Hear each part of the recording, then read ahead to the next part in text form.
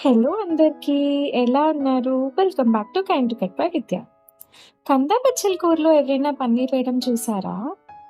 ఈరోజు మన ట్రెడిషనల్ కందా బచ్చలకి ఒక crazy and high protein twist ఇచ్చాను. టేస్ట్ మాత్రం అద్దిరిపోయింది తెలుసా? ప్రాసెస్ అయితే చాలా సింపుల్. ముందుగా కుక్కర్లో కడిగి పెట్టుకున్న బచ్చల కూర, కంద ముక్కలు వేసుకోవాలి. సాధారణంగా ఇందులో తీపి కోసం బెల్లం వాడతారు కదా! కానీ నేను మన రెసిపీలో హెల్తీగా ఉండాలని దానికి బదులు స్వీట్ పొటాటో ముక్కలు వేసి ఉడికిచ్చాను.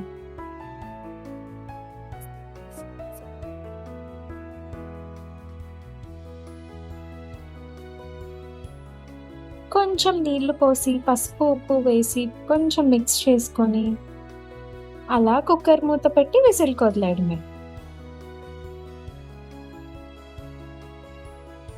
కుక్కర్ విజిల్ వచ్చేలోపు మనం ఆవ పేస్ట్ రెడీ పెట్టుకుని, అలాగే చింతపండు వేడి నీళ్ళలో నానబెట్టుకుని రెడీగా ఉండాలి.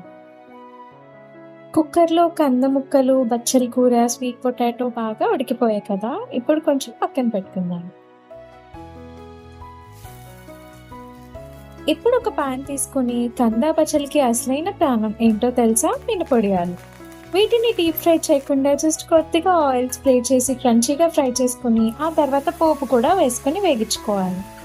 ఆ తర్వాత మన కుక్కర్లో ఉడకపెట్టుకున్న బచ్చల కూర, కంద ముక్కలు, స్వీట్ పొటాటో ముక్కలు కూడా వేసుకొని బాగా కలుపుకోవాలి.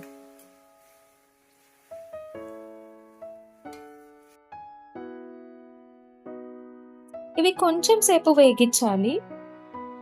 ఇక్కడే కొంచెం ఉప్పు, కారం వేసుకొని తగినంత అలా కలుపుకుంటూ దగ్గరకొచ్చేంత వరకు వేగించుకోవాలి. తర్వాత కొద్దిగా చింతపండు రసం వేసి కూర బాగా దగ్గర పడేంత వరకు ఉడకనివ్వాలి. కొంచెం సేపు అలా కూరని కలుపుతూ ఉంటే అది నెమ్మదిగా దగ్గరకొచ్చేస్తుంది. మనం ఇన్ని స్టెప్సా అని అనుకుంటాం గానీ, చేసేటప్పుడు అనిపిస్తుంది చాలా సింపుల్‌గా, ఈజీగా అయిపోతుంది. కూరకి అసలైన ఫ్లేవర్ ఇచ్చే మన ఆవ పేస్ట్.